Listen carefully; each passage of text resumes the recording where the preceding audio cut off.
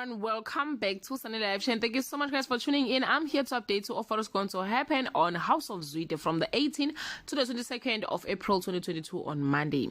Zanele wakes up in Sandile's arm and they agree to try long distance relationship. Meanwhile, Soga's hopes are crushed in Faith Beckle's emotions before telling Les they should let Zanele go on Tuesday.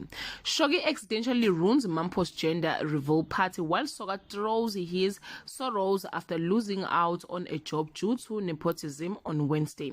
Shogi is advised to face the music for the baby reveal accident. Soga's life is out of tune with Beth taking a turn for the worse on Thursday. While Shogi wrestled with apologizing to Mampo, Soga wrestles with himself after being given a risky opportunity. Ria struggled to find someone to help her on Friday. Soga faces a difficult choice. Mulefe is upset about the choices Ria has made.